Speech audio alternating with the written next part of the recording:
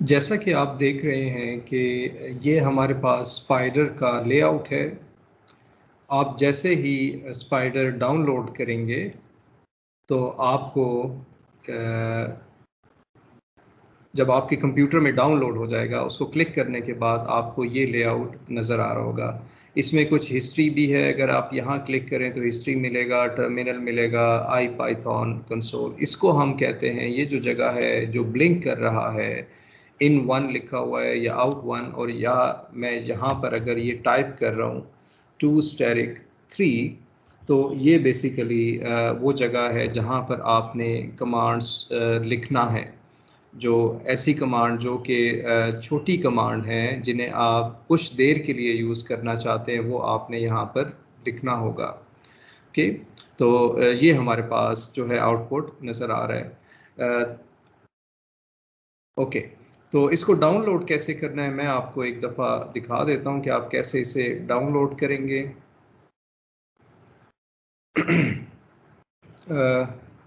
चलें उस पे हम उसको हम ऐसा कर लेते हैं कि हम उसे नेक्स्ट वीडियो में मैं आपको बताऊंगा कि कैसे वो आपने डाउनलोड करना है। यहाँ हम सिर्फ ऐसा करते हैं कि सिर्फ स्पाइडर पे अभी काम कर लेते हैं। ओके, तो ये हमारे पास पाइथन कंसोल है। अगर आपने यहाँ पर फॉर एग्जांपल 2 की पावर 3 लिखना है तो 2 स्टेरिक 3 लिखेंगे तो इसका आंसर आपको मिल रहा होगा 8। ओके, इसी तरह से अगर आपने 2 डिवाइडेड बाय 3 लिखना होगा तो ये हमारे पास कुछ आंसर आ जाएगा। और आप देख रहे हैं कि यहाँ पर ये नंबर काफ़ी बड़ा आ रहा है। हम बाद में ये सीखेंगे कि आप इसको चेंज भी कर सकते हैं, इसकी जो प्रिसीजन है वो आप चेंज भी कर सकते हैं। ओके, तो हमारे पास और भी कुछ, अगर आप एग्जांपल देखें, अगर 2 पॉइंट डिवाइडेड बाय या हम अगर लिखें 27 divided by 27 point divided by 3 अगर आप लिखेंगे तो ये 9 पॉइंट आंसर आएगा। और आप जो अप एरो है इसको अगर आप प्रेस करेंगे तो जो पुराना जो कुछ आपने लिखा होगा ये आपको नज़र आ जाएगा। तो 27 डिवाइडेड बाय 3 जब आप करेंगे तो फिर भी ये आपको 9.0 मिल रहा है। 2 स्टेरिक 3 फॉर एग्जांपल ये अगर हम करें तो 2 पॉइंट, ये हमें 8 मिल रहा है। अगर हम 2 लिखें तो ये हमारे पास 8 आ रहा है। तो यहाँ पर जो आउटपुट आप देख रहे हैं, आउटपुट आपके पास मुख्तलिफ तरह से आ रहा है, इंटीजर भी आ रहा है, फ्लोटिंग पॉइंट भी आपको नज़र आ रहा है यहाँ पर। जैसा कि मैंने आपको बताया था कि आप किस तरह से चेक करते हैं कि आप किस पाइथन वर्जन पे काम कर रहे हैं, तो आप देख रहे हैं कि इस स्पाइडर का जो आई पाइथन है यहाँ पर पहले लिखा हुआ है पाइथन 3.8.10, यानी कि पाइथन का 3.8.10 वर्जन इस स्पाइडर में रन करेगा। और ये जो आई पाइथन है ये 7.32 हमारे पास है। और इस स्पाइडर का जो वर्जन है वो हमने जैसा कि थ्योरी में भी डिस्कस किया था वो हमारे पास 5 है। तो अगर आप देखना चाहते हैं कि कौन सा हमारे पास वर्जन है पाइथन का, तो इंपोर्ट प्लेटफॉर्म ये आप लिखेंगे, फिर platform dot Python underscore version के नाम से ये कमांड है। इसको जब आप रन करेंगे तो आप देख रहे हैं कि ये 3.8.10 करंट वर्जन ये पाइथन का वर्जन है। ठीक है, स्पाइडर जैसे शुरू में आपको ये कन्फ्यूजन रहेगा कि स्पाइडर क्या है, पाइथन क्या है। बेसिकली स्पाइडर एक सॉफ्टवेयर है जो पाइथन को रन करता है, पाइथन प्रोग्रामिंग लैंग्वेज को रन करता है। आपने अगर यहाँ से ये सारा इनपुट और आउटपुट ख़त्म करना है, जगह कम पड़ रही है, तो आप लिखेंगे परसेंटेज और क्लियर के नाम से, तो आपको यहाँ पर वो सब चीज़ें ख़त्म हो जाएंगी। ओके, तो जैसा कि आपने देखा कि आप as a calculator I Python जहाँ पर हम कमांड लिख रहे हैं ये आप यूज़ कर सकते हैं एज अ कैलकुलेटर। 5 की पावर अगर 0.5 हमें चाहिए तो आप एंटर प्रेस करते हैं। जैसे ही एंटर प्रेस करते हैं तो आपको ये आंसर मिल जाता है। इसमें जैसा कि हमने बात की थी कि आप ये जो आउटपुट है ये बहुत बड़ा आउटपुट है, अगर आप इसको पेज पे लिखना चाहेंगे पेन से तो आपको काफ़ी मुश्किल होगी। तो हम इसके लिए क्या करते हैं कि हम एक कमांड यूज़ करते हैं परसेंटेज प्रिसीजन के नाम से, और यहाँ लिखते हैं 4। तो इसका मतलब होगा कि हम जो आउटपुट देखना चाहते हैं वो 4 डेसिमल प्लेस तक देखना चाहते हैं। तो अगर ये प्रीवियस कमांड को अगर मैं दोबारा रन करूं तो आप देख रहे हैं कि हमारे पास 2.2361 नज़र आ रहा है। इसी तरह से अगर मैं ये इस को देखना चाहता हूं कि 6 डेसिमल प्लेस तक मुझे आंसर नज़र आए, और ये मैं एरो कीबोर्ड से अप एरो प्रेस कर रहा हूँ। जो अप एरो होता है, एक डाउन एरो होता है, एक राइट एरो, एक लेफ्ट एरो, ठीक है, कीबोर्ड पे। तो आप अप एरो को प्रेस कर रहे हैं, तो यहाँ पर आप देख रहे हैं कि ये जैसे ही प्रिसीजन चेंज किया 6 पे तो आपको 6 डेसिमल प्लेस तक नंबर नज़र आएगा।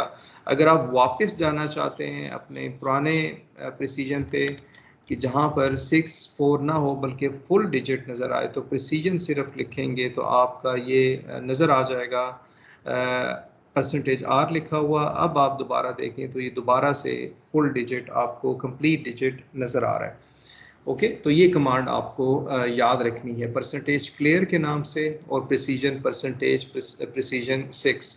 जैसा कि मैंने थ्योरी में भी बताया था, जो परसेंटेज का साइन है ये डेडिकेटेड है यहाँ पर मुख्तलिफ कमांड्स के लिए।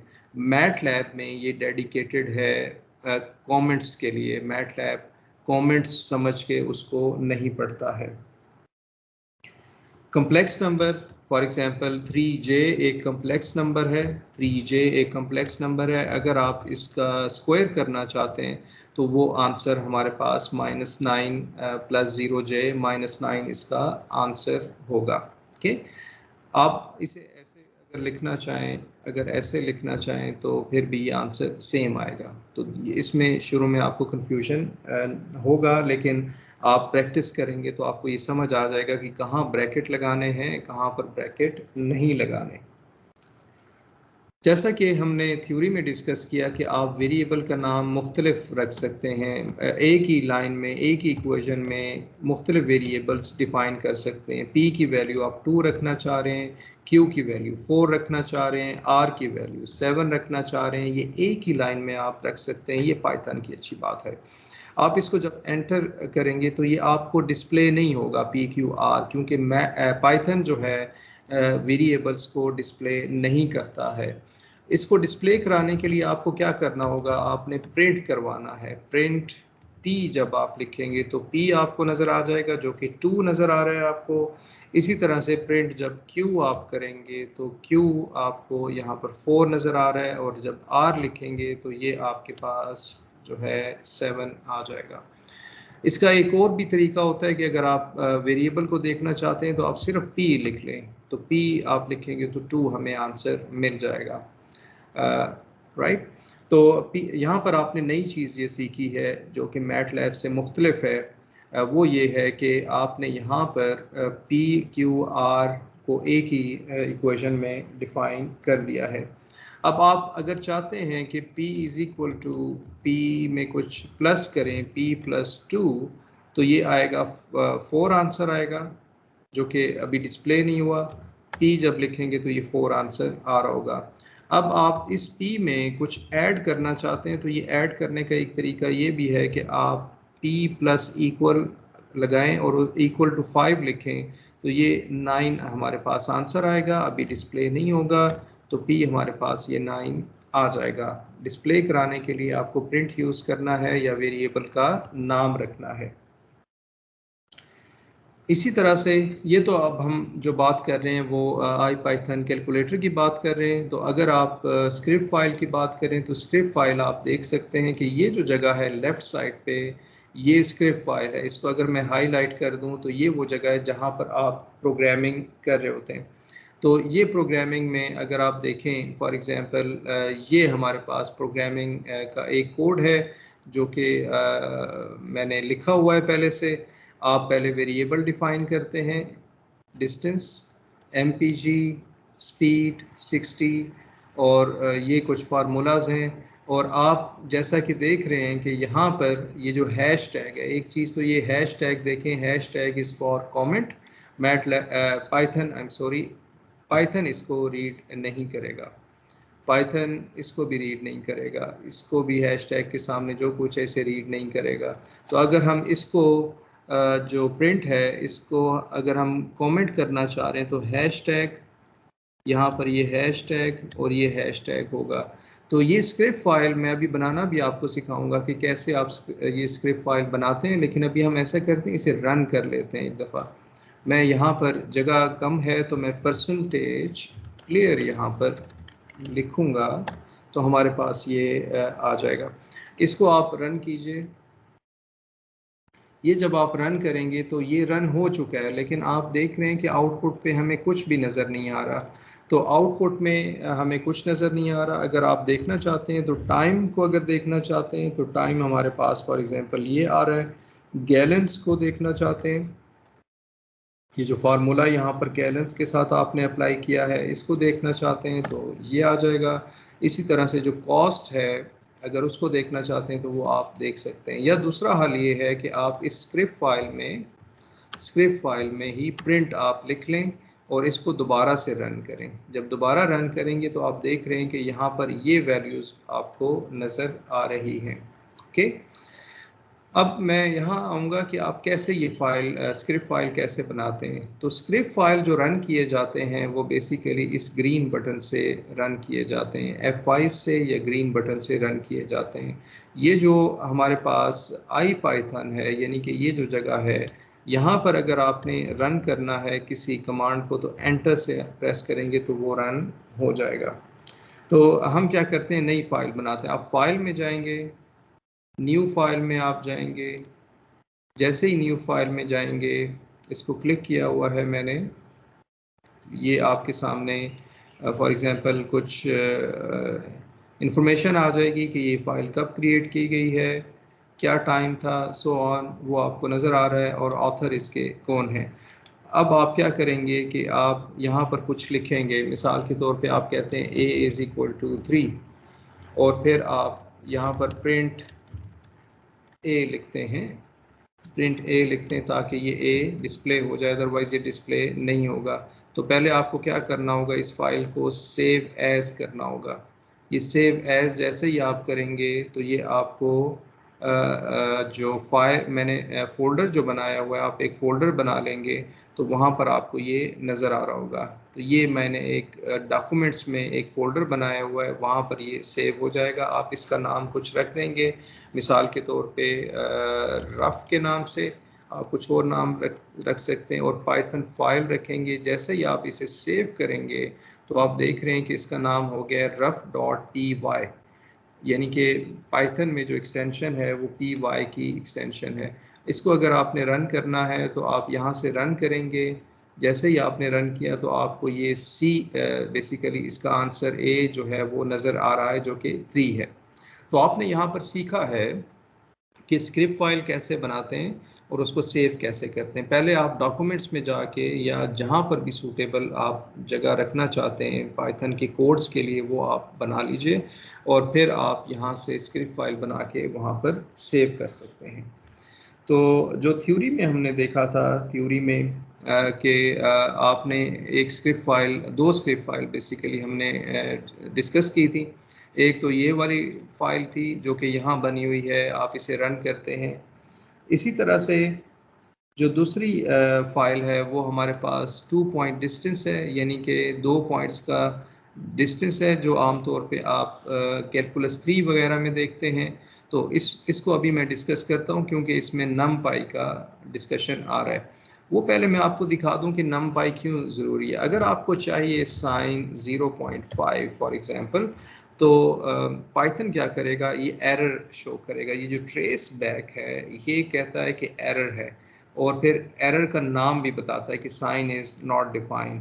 जब आप पाइथन में, जब मैटलैब में, आई एम सॉरी, जब आप मैटलैब में साइन लिखा करते थे साइन 0.5 तो वो आंसर फ़ौरन मिल जाया करता था क्योंकि मैटलैब में हमें ज़रूरत नहीं है कुछ इंपोर्ट करने की। यहाँ पर आपको पहले इंपोर्ट करना पड़ेगा। तो आप लिखेंगे इंपोर्ट, ये कमांड याद रखनी होगी, इंपोर्ट numpy के नाम से। इंपोर्ट जब numpy लिखेंगे तो numpy में आप numpy की जो डायरेक्टरी है या जो आप उसका फोल्डर है, वो आपने लाइब्रेरी है, वो आपने इंपोर्ट कर चुके हैं। अब आप लिखेंगे, अब भी अगर आप साइन 0.5 लिखेंगे तो फिर भी आंसर आपके पास नहीं आएगा। आपने क्या करना होगा, साइन के शुरू में ये जो numpy है, ये आपने यहाँ पर लिखना है, numpy डॉट साइन 0.5। तो अब आपको साइन 0.5 का आंसर मिल गया है। तो अगर आप numpy के साथ log 0.5 फाइंड करना चाहते हैं, तो यानी कि log 0.5 है, ये numpy शुरू में कुछ आपको एक्सटेंशन देना होगी, बेसिकली ये log 0.5 कैलकुलेट कर रहे हैं, तो ये आपको मिल जाएगा। इसी तरह से numpy स्क्वायर रूट आप फाइंड करना चाहते हैं, आपको इस तरह से लिखना होगा। तो ये हमारे पास ऑप्शन है, जब आपने स्क्वायर रूट वगैरह फाइंड करना है या मैथमेटिकल फंक्शन को देखना है तो आपको numpy पे काम करना है। अब हम ये देखते हैं कि क्या इंपोर्ट numpy जो है क्या मज़ीद मॉडिफाई हो सकता है। इंपोर्ट numpy एज np, इसका मतलब ये होगा कि आपने शुरू में जो लिखा था, ये कमांड काफ़ी बड़ी है और बार बार अगर आप numpy यूज़ करेंगे तो काफ़ी ज़्यादा हमें लिखना पड़ता है। तो इसका हल उन्होंने ये निकाला कि आप इसका नाम रख लें np, यानी कि numpy का नाम रख लें np, तो फिर भी आप रन करेंगे तो ये रन हो जाएगा, आपको ये आंसर मिल रहा है। ओके, इसी तरह से import numpy as, for example आप कहते हैं tr लिखते हैं, TRA लिख लेते हैं। अब आप TRA से अगर आप यहाँ लिखेंगे TRA, तो ये फिर भी रन हमारे पास हो जाएगा। यानी कहने का मकसद ये है कि आप npy और यहाँ पर कुछ भी लिख सकते हैं, लेकिन जो आम तौर पे प्रैक्टिस है, वो प्रैक्टिस ये है कि आप इंपोर्ट numpy एज np लिखा करते हैं, ताकि हर एक को पता चले कि आप numpy का नाम np रख रहे हैं। अगर कोई TRA रखेगा या कोई X रखेगा, Y रखेगा, उसमें कंफ्यूजन आ जाएगा। तो NP आमतौर पे स्टैंडर्ड नेम है जो कि प्रोग्रामर रखते हैं, numpy का नाम रखते हैं। ओके, तो ये अब आपने सीख लिया है कि आप कैसे numpy को पहले आप कॉल करते हैं और फिर आप साइन कॉज वगैरह फाइंड करते हैं। ओके, इसी तरह से अगर आप e की पावर 3 चाहिए तो np डॉट exp और ये आ जाएगा 2, तो आप ये हमें आंसर मिल जाएगा। np log 2 अगर आप देखें तो ये हमें आंसर मिल जाएगा, राइट। तो इस तरह अगर आप फॉर एग्जांपल डिग्रीज में कन्वर्ट करना चाह रहे हैं कि 1 या 2 हमारे पास डिग्रीज में क्या होगा, तो ये 114 डिग्रीज में होगा। इसी तरह से 114 समथिंग को आप रन करना चाहते हैं रेडियंस में, तो वो सारा यहाँ पर आप रन कर सकते हैं। ओके, थ्योरी को आपने साथ लेकर चलना है। अब क्वेश्चन ये है कि आप डिस्टेंस 2 पॉइंट्स का फाइंड करना चाहते हैं। 2 पॉइंट्स का जब डिस्टेंस फाइंड करेंगे तो आपको इसके लिए स्क्वायर रूट चाहिए होगा, और जब स्क्वायर रूट चाहिए तो आपको पता है कि square root Python directly compute नहीं कर सकता है। वो ये करता है कि आप इंपोर्ट numpy एज np कर दें और np डॉट स्क्वायर रूट करेंगे तो आपको स्क्वायर रूट मिल जाएगा। इसके बाद आप ये प्रिंट कर लें। वेरिएबल के नाम आप देख रहे हैं कि वेरिएबल के नाम आपने बड़े हट के रखे हैं, यहाँ पर मुख्तलिफ तरीके से रखे हैं। मैटलैब होता तो मैटलैब के लिए आपको पहले क्या करना पड़ता, x1 23.7 लिखना होता, फिर हमें y1 लिखना होता, फिर z1 लिखना होता, फिर x2 y2 z2 वगैरह हमें लिखना होता है। थोड़ा सा वो लेंथी प्रोसीजर है। ओके, तो यहाँ पर आपने जो है ये सीख लिया है कि आप कैसे ये रन करते हैं स्पाइडर में पाइथन की कमांड्स को। Thank you for watching.